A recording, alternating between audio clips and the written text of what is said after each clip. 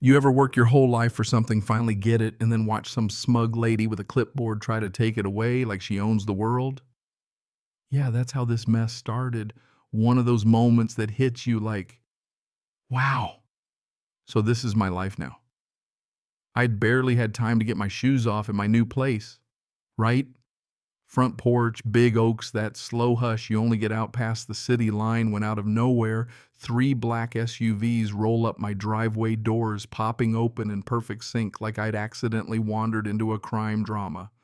Six guys in tactical vests step out. No joke the works, then right behind them, her, Nancy Dillard. Clipboard queen, local legend, self-appointed president of an HOA that as far as I could tell didn't legally exist. You're in violation of neighborhood regulations, the tallest guy barked. Nancy just crossed her arms, gave me that look. Smirk sharp enough to slice bread like she'd finally checkmated me in some weird suburban Cold War. We have a warrant for your removal. She said it like she was ordering takeout. Now, what Nancy didn't know, what none of them knew, is I wasn't just some guy who didn't mow his lawn. I was the chief of police for our county, and I'd been letting this game play out just to see how far it'd go. But let me back up a sec. You got to understand how we got to this circus. See, I bought this house after years of running night shifts, living out of suitcases, bouncing between precincts. I was done with city noise, done with rules on rules, and especially done with HOA nonsense. Before I signed those papers, I triple-checked no HOA, no fine print, nothing. I was free and clear, or so I thought. Day one hadn't even unpacked my kitchen. There she was. Nancy standing across the street, pantsuit stiff as armor, clipboard clenched like a shield. Not a hello, not a neighborly wave, just this glare. Next morning, red notice taped to my door.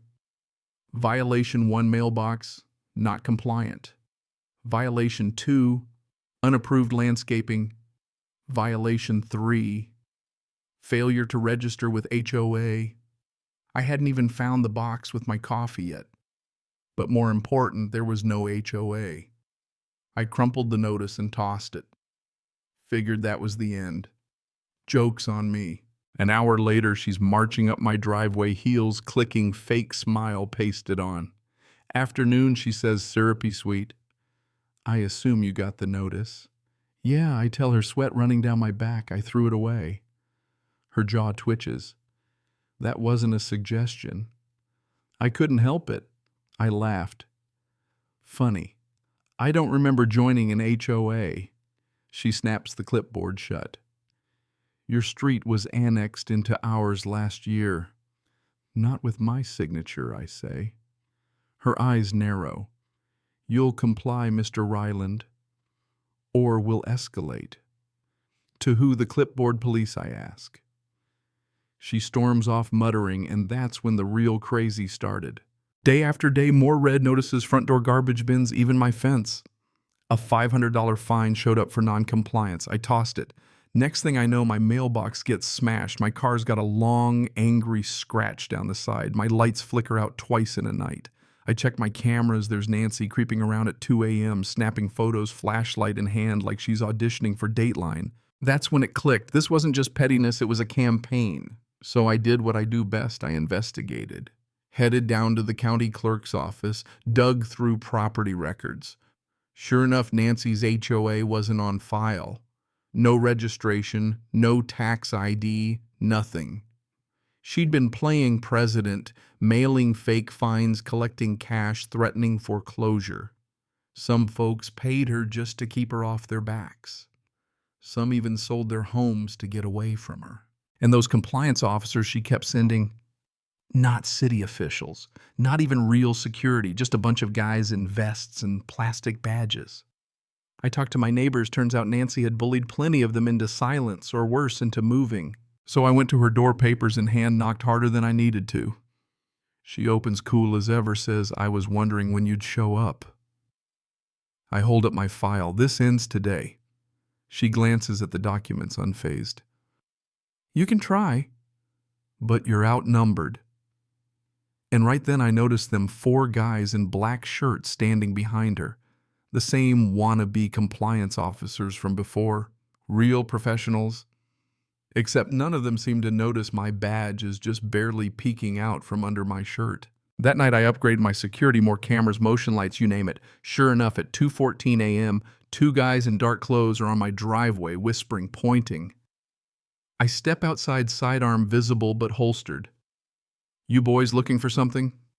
They freeze. One mutters, "Routine compliance check." Yeah. At 2 in the morning. "Get off my property." They bolt. But I knew this wasn't the last of it. What I didn't expect was the show. Sun's just dipping below the trees a few days later when those three black SUVs roll up again. 6 men in tactical gear step out like I'm about to get raided. Nancy appears behind them, arms folded, directing traffic like she's running a SWAT operation. The tall guy walks over, folder in hand. "You're in violation of neighborhood code," he announces. "We have a warrant for your removal." I tilt my head. "You have a warrant for what?" "Exactly." He flips the folder full of made-up forms and HOA headers. Not a legal signature in sight. Nancy jumps in. "We gave you every chance, Mr. Ryland. You chose this path." I stay calm, way calmer than I feel. I scan their uniforms, badges clipped on crooked stances, too stiff like they watched a cop show on Netflix and thought, yeah, I can do that. So I reach into my pocket, slow and careful, and pull out my badge. "I'm Chief Ryland, local PD." You could have heard a pin drop. One guy stumbles back, another curses under his breath. Nancy goes pale, her smirk vanishes. Is this a joke?" "No," I say, stepping forward. "But impersonating an officer is a felony. So is unlawful detainment. So is fraud." Right then, down the block, you hear the real sirens. My guys had been ready. Squad cars came roaring and lights blazing. The fake officers drop their props, put their hands up. One tries to run, bad idea. My lieutenant tackles him so hard he bounced twice. "Nancy!" She just stands there, glued to her clipboard like it might save her. We cuff every last one of them. Reynolds, my right-hand man, grins at me. "Hell of a homeowners association, Chief." I turn to Nancy. "Anything you want to say?" She stammers. "This is a mistake. I didn't do anything wrong." I wave her own fake warrant at her. "So these guys just showed up for fun?" She looks away, mumbling, "I was just trying to keep order." We search her house, bank records, forged documents, property liens, not just from our neighborhood, but others too. Nancy had run this scam for years, different names, different places, sometimes even buying homes through shell companies after pushing owners out. And tucked away in the back of one folder, a signature that wasn't hers, but a city official's. Suddenly, it all made sense, how she got homeowner data, why her paperwork looked so real, why so many complaints had just vanished. Nancy wasn't the top of the pyramid. She was the middle. In a week, we had warrants raided, 4 more houses seized, $2.7 million in assets, arrested other board members, even the city official who'd been feeding her information. A real estate fraud ring hiding behind fake HOAs, preying on regular people who just wanted to be left alone. Nancy flipped fast, of course, sang like a bird for a deal, claimed she was just following orders, just trying to keep order. But you know what? When you forge documents, impersonate police, and try to have the actual chief of police thrown out of his own house, there's only so much sympathy you can ask for. By the end of the month, it was over. The neighborhood finally free. Folks who'd been bullied for years stepped out onto their porches, smiling, laughing, bringing out old porch swings, repainting mailboxes however they wanted. And about a month later, I'm sitting on my own porch drinking coffee when a fancy envelope shows up, hand-delivered. I open it. Inside, a letter from the Royal Homeowners Association of Springview County. What did it say? Well, let's just say that's a story for another day. But before I go, let me ask you, what would you have done if your neighbor tried to turn a fake HOA into their own private army? Would you have fought or folded? If someone tried to steal your home with nothing but threats and fake paper? Tell me in the comments. Where do you draw the line between order and abuse, between authority and flat-out fraud? Because out here, justice isn't always written in the rule book. And hey, if this story made you think hit subscribe, and stick around. You never know what's hiding behind that next clipboard.